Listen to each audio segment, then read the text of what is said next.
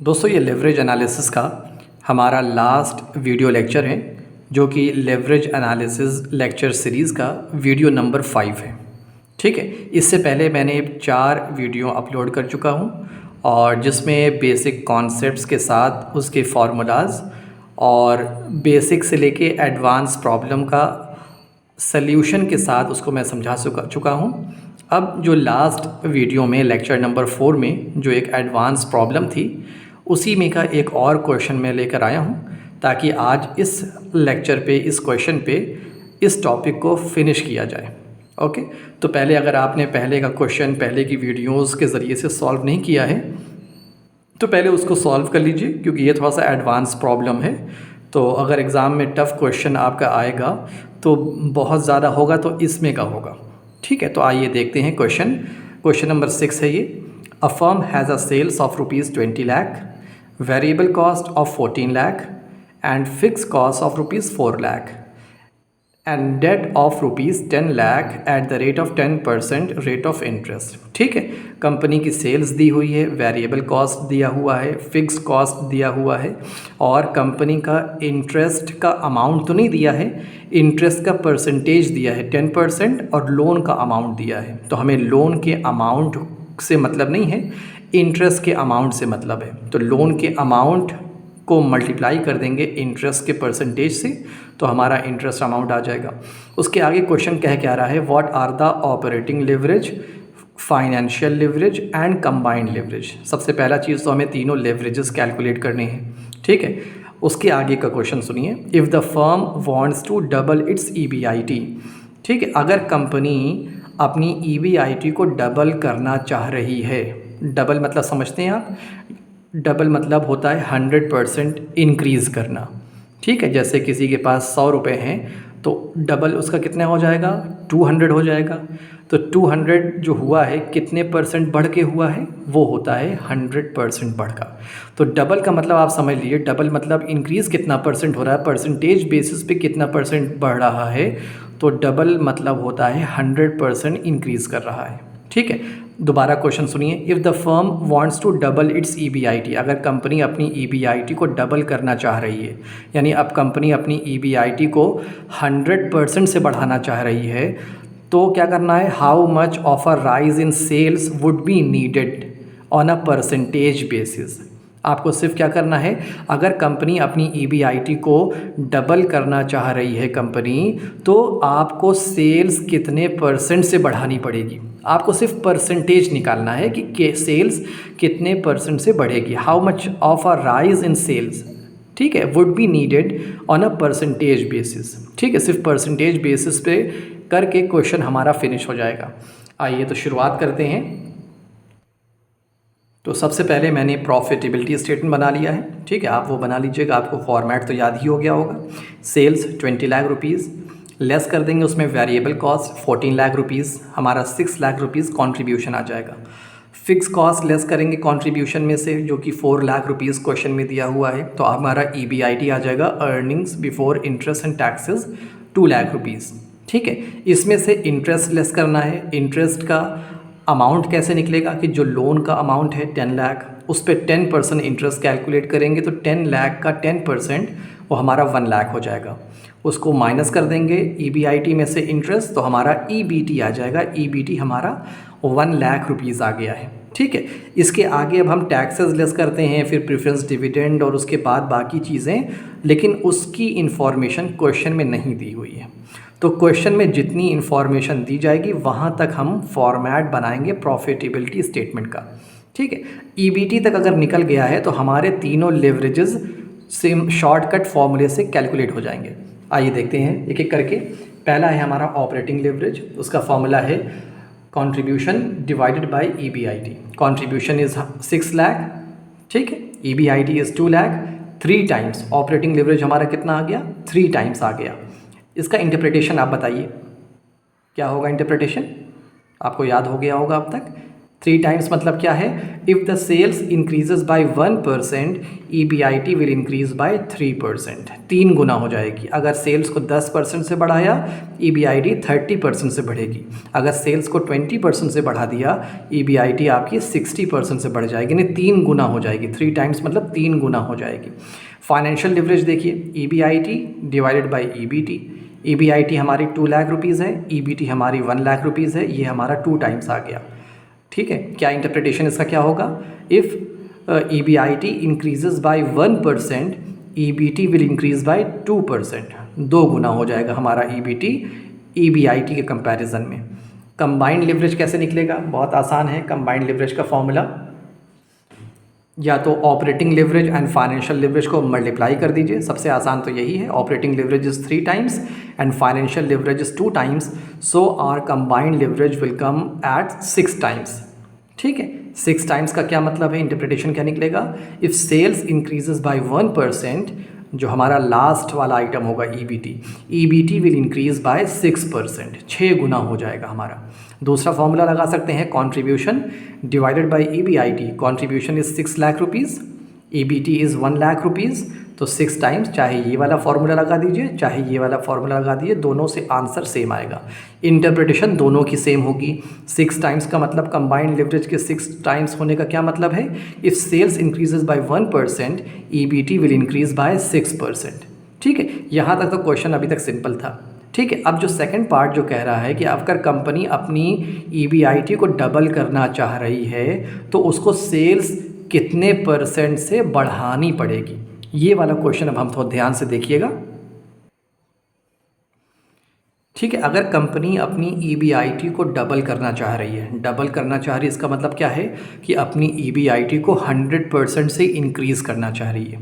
लेकिन फिर भी अगर आपको लग रहा है कि 100% कैसा, तो आइए मैं जो फार्मूला मैं आपको बता चुका हूँ कि परसेंटेज चेंज निकालने क्या फार्मूला है, उस फार्मूले से हम परसेंटेज चेंज इन EBIT निकालते हैं। तो हमने आपको बताया था क्या फार्मूला होता है, new figure minus old figure divided by old figure multiply by 100, यानी जो चीज़ आप निकालेंगे उसका न्यू वाला अमाउंट माइनस ओल्ड वाला अमाउंट डिवाइडेड बाय ओल्ड वाले अमाउंट मल्टीप्लाई बाय 100। अब हम EBIT को निकाल रहे हैं, तो देखिए पहले आपकी ओल्ड EBIT कितनी थी, 2 लाख रुपीज़। आप चार्ट जब बनाया है, फॉर्मेट जो बनाया उसमें देखेंगे आपकी EBIT कितनी आ रही थी, 2 लाख। अगर डबल कर रहे हैं तो न्यू वाली EBIT कितनी हो जाएगी, 4 लाख हो जाएगी कि नहीं, 2 लाख का 2 गुना 4 लाख। तो ये न्यू EBIT कैसे निकला, क्योंकि कंपनी क्वेश्चन में कह ही रहा था कि if the firm wants to double its EBIT, अपनी EBIT को अगर डबल कर दे, तो हम अभी ये पता करना चाह रहे हैं कि अगर EBIT डबल हो जा रही है तो कितने % उसमें इंक्रीमेंट हो रहा है। वो तो मैं पहले बता चुका हूँ कि 100% होगा, लेकिन फॉर्मूले से कैसे निकलेगा वो मैं बताना चाह रहा हूँ। तो आपकी ओल्ड EBIT या आपने अभी कैलकुलेट की है पीछे टेबल में, 2 लाख रुपीज़ आपने कैलकुलेट किया है, आपने क्वेश्चन देखा होगा। न्यू EBIT 4 लाख कैसे आ गया, 2 लाख तो था ही, अब कंपनी ने डबल कर दिया है, तो डबल 2 लाख का कितना हो जाएगा, 4 लाख। ठीक है, minus 2 lakh divided by 2 lakh into 100। ठीक है, ये आपका 100% आ गया। ठीक है, जो मैं पहले बता चुका था, आप ऐसे सॉल्व भी कर सकते हैं। फिर उसके बाद आगे क्या करना है, उसके बाद हमारे पास एक फॉर्मूला है जो कि ऑपरेटिंग लिवरेज निकालने का फॉर्मूला होता है जबकि हमारे पास 2 डेटा अवेलेबल हो। क्या है, operating leverage is equal to percentage change in EBIT divided by percentage change in sales. देखिए आपने ऑपरेटिंग लिवरेज कैलकुलेट कर लिया है कि नहीं, 3 टाइम्स आपका ऑपरेटिंग लिवरेज आया है। आपने अभी ऊपर परसेंटेज चेंज इन EBIT निकाल दिया है जो कि आपका 100% आया है। ठीक है, तो आपके पास ये वाला फिगर मौजूद है, ये वाला फिगर मौजूद है। तो जब 3 में से 2 डेटा आपके पास अवेलेबल है तो तीसरा वाला आप अपने आप निकाल लेंगे। तो क्या निकलेगा, क्या फॉर्मूला बन जाएगा, percentage change in sales is equal to operating leverage divided by, ये वाला इधर आ जाएगा नीचे, तो ये divided by percentage change in EBIT हो जाएगा। ठीक है, नहीं सॉरी, ये फॉर्मूला देखिए गलत हो गया, उल्टा हो गया है। क्या होगा formula, percentage change in EBIT divided bye operating leverage, ये वाला फॉर्मूला नहीं होगा। ठीक है, इसको काट दीजिए। परसेंटेज चेंज इन सेल्स का क्या होगा, सेल्स जब ऊपर जाएगा यहाँ पे आ जाएगा, ऑपरेटिंग लिवरेज नीचे आ जाएगा, तो percentage change in EBIT divided bye operating leverage. Percentage change in EBIT कितना है, 100 हमारा है, और ऑपरेटिंग लेवरेज हमारा 3 है, तो ये आपका 33.33% आ जाएगा। ठीक है, ये वाला आप थोड़ा ध्यान दीजिएगा, थोड़ा सॉरी गलत हो गया यहाँ पे। तो इस फॉर्मूले से कैसे निकलेगा, हमारा परसेंटेज चेंज इन सेल्स निकालना है। परसेंटेज चेंज इन सेल्स का फॉर्मूला हो जाएगा percentage change in sale equality को ऊपर चला जाएगा और ऑपरेटिंग लेवरेज हमारे इक्वल साइन के इधर जब आ जाएगा तो EBIT से डिवाइड हो जाएगा। तो percentage change in EBIT divide by operating leverage आप लिख लीजिए। ठीक है, हमारा परसेंटेज चेंज इन EBIT कितना दिया है, हमने अभी सॉल्व किया है, वो 100% है। ऑपरेटिंग लेवरेज अभी सॉल्व किया वो 3 है, तो 33.33% हमारा आंसर है। ठीक है, हमें क्वेश्चन में हमें सिर्फ इतना ही पूछा था कि कितने परसेंट से हमें सेल्स को इंक्रीज़ करना है, जो कि आंसर हमारा आ गया है कि 33.3% से अगर सेल्स को हम इंक्रीज़ कर देंगे तो हमारा EBIT डबल हो जाएगा। ठीक है, क्वेश्चन आपका यहीं फिनिश हो गया है। लेकिन मैं चाहता हूं कि अगर क्वेश्चन में आगे और अमाउंट निकालने को कह दे कि कितने परसेंट कितना अमाउंट हो जाएगा सेल्स का, तो आइए एक बार उसको भी देख लेते हैं कि सेल्स का अमाउंट निकालते कैसे हैं। ठीक है, देखिए मैं कह रहा हूं कि इतने परसेंट सेल्स बढ़ी है। अगर मैं आपसे ये कहूं कि आपके पास जो 100 रुपीज़ था उसमें 20% इंक्रीज़ कर गया है 20%, तो आप कैसे करेंगे, 100 तो पुराना वाला है, कितना बढ़ा है आपका 20% बढ़ा है ना, तो 20 से मल्टीप्लाई कर देंगे तो ये आपका आ जाएगा 20 रुपीज़। पुराना कितना था 100, उसमें ऐड कर देंगे 120 रुपये, होगा कि नहीं, यानी पुराने वाले फिगर में नया वाला जो इंक्रीज़ कर रहा है वो ऐड करना है। तो 20 लाख रुपीज़ मेरी पुरानी वाली सेल्स थी, कितनी बढ़ रही है, प्लस 20 लाख ऑफ 33.33%, जितने परसेंट से आपने सेल्स बढ़ रही है वो उसमें पुराने वाले में ऐड कर दीजिए।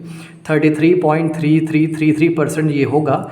आप जब 20 लाख का कैलकुलेटर सॉल्व करेंगे तो ये 6,66,666.67 करके चलता रहेगा। ठीक है, तो मैंने इसको राउंड ऑफ करके 6,66,667 इनको ऐड कर देंगे तो आपका ये फिगर आपकी न्यू सेल्स हो जाएगी।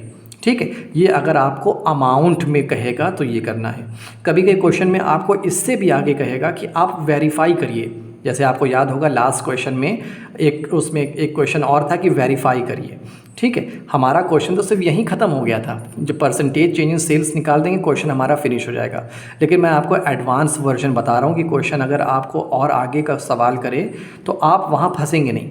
अब वेरिफिकेशन भी एक बार देख लेते हैं कि अगर हमसे क्वेश्चन में ये भी कहा है कि आपने जो निकाला है उसको वेरीफाई भी करिए, तो आइए एक बार वेरिफिकेशन को देखते हैं।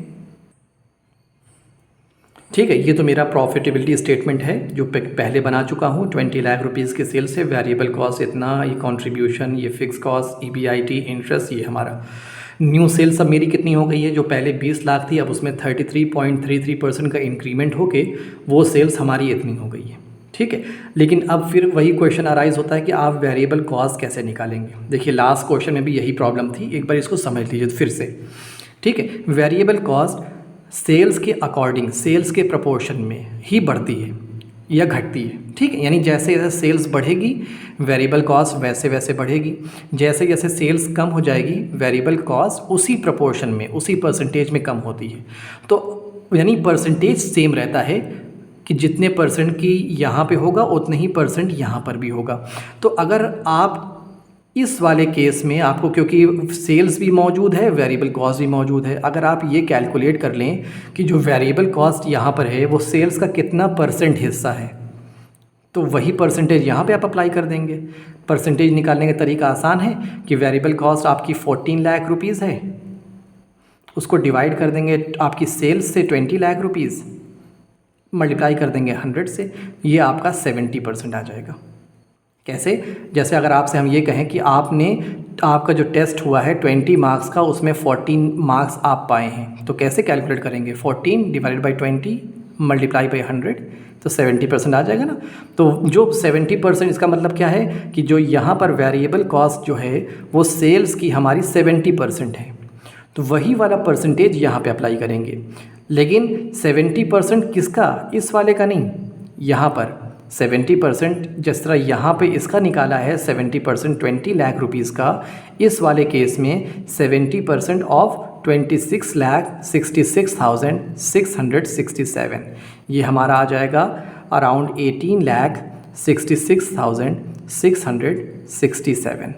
माइनस करेंगे तो ये आपका 8 लाख रुपीज़ आ जाएगा। ठीक है, फिक्स कॉस्ट आपकी फिक्स्ड है, चाहे सेल्स ज़्यादा हो कम हो, फिक्स कॉस्ट वही रहती है। तो 4 लाख रुपीज़ यहाँ पर भी था, 4 लाख यहाँ पर भी होगा। 8 लाख माइनस 4 लाख, ये आपका 4 लाख हो जाएगा। ठीक है, देखिए EBIT 2 लाख से 4 लाख डबल हो गई कि नहीं।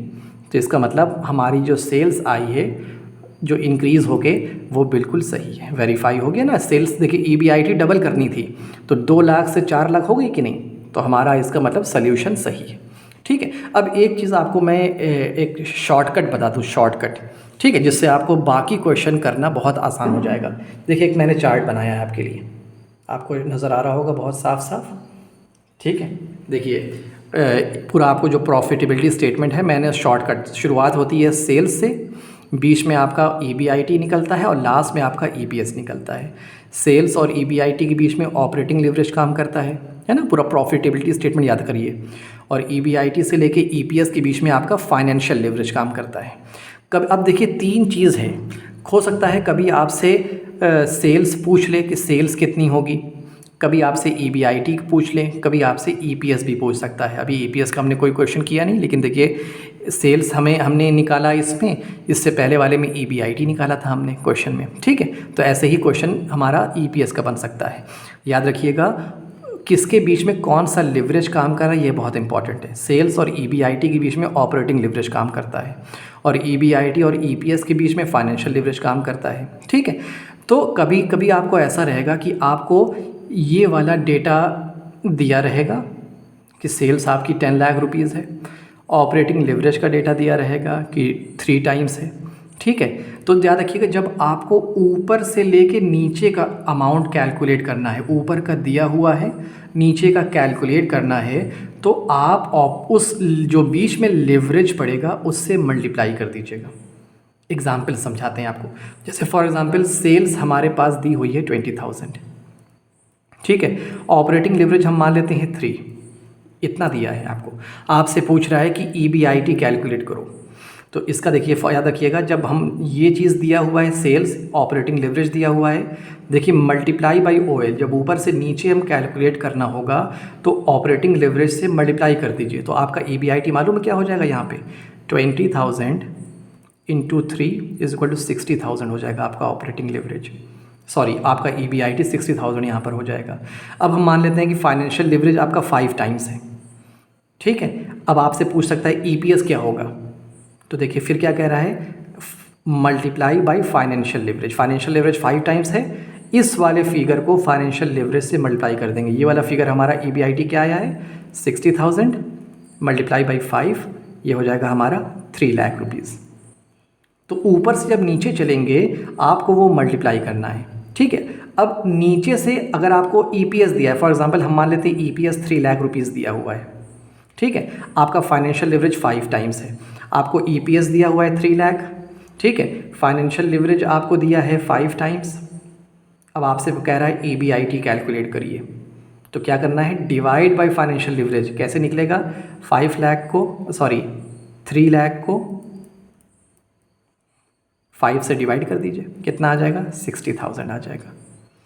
ठीक है, सपोज़ यहाँ पे ऑपरेटिंग लिवरेज 3 टाइम्स है, अब आपको यहाँ पे EBIT 60,000 दिया है, आपसे कह रहा है सेल्स निकालिए, तो क्या करना है, divide by operating leverage. Operating leverage से आपको EBIT को डिवाइड कर दें, 3 से डिवाइड कर देंगे, 3 ऑपरेटिंग लिवरेज है, कितना आ जाएगा, 20,000। तो इस तरह भी शॉर्टकट याद कर लीजिए कि जब ऊपर से नीचे आपको कैलकुलेट करना है तो जो लिवरेज बीच में पड़ेगा उस लिवरेज से मल्टीप्लाई करिएगा। देखिए इसके बीच में ऑपरेटिंग लिवरेज है, तो हमने 3 को मल्टीप्लाई, ऑपरेटिंग लिवरेज को मल्टीप्लाई कर दिया सेल्स से, तो हमारा EBIT आ गया। EBIT और EPS के बीच में हमारा फाइनेंशियल लिवरेज है जो कि 5 दिया हुआ है, तो हमने EBIT को फाइनेंशियल लिवरेज से मल्टीप्लाई करके EPS निकाल लिया। ऐसे ही इसका उल्टा कर लेंगे, यहाँ पे जब नीचे से ऊपर जाएंगे तो डिवाइड करेंगे, ऊपर से जब नीचे आएंगे तो मल्टीप्लाई करेंगे। ठीक है। तो एक बार ये तो क्वेश्चन मैंने चंद क्वेश्चन आपको कराए हैं, लेकिन practice makes a man perfect के कॉन्सेप्ट्स के चलते आप अपनी जो भी बुक फॉलो करते हैं और क्वेश्चन सॉल्व करिएगा, क्योंकि जितना क्वेश्चन आप सॉल्व करेंगे उतने आप एक्सपर्टीज़ हासिल कर लेंगे, उतने एक्सपर्ट बन जाएंगे लेवरेज एनालिसिस में। ठीक है। क्वेश्चन बहुत तरीके से घुमा घुमा के दे सकता है। मैंने बेसिक कॉन्सेप्ट्स आपको बता दिया कि क्वेश्चन किस कॉन्सेप्ट के ज़रिए से लगता है। ठीक है। और क्या क्या प्रपोज्ड क्वेश्चन एग्ज़ाम में हो सकते हैं। जो चीज़ आपको क्लियर नहीं है, एक बार दोबारा वीडियो को रिवाइंड करके देखिएगा। ठीक है। मैं कोशिश करूँगा कि आपको नोट्स भी प्रोवाइड कर दूँ। ठीक है। लिंक में डिस्क्रिप्शन में लिंक उसका दे दूँगा, आप वहाँ से PDF फाइल डाउनलोड कर सकते हैं। और जो भी आपको डाउट्स हैं, ठीक है, आप अगर क्लास में हैं तो क्लास में मुझसे पूछ सकते हैं, वरना कमेंट सेक्शन में कमेंट भी कर सकते हैं। ओके, मिलते हैं नेक्स्ट वीडियो में, तब तक के लिए थैंक यू।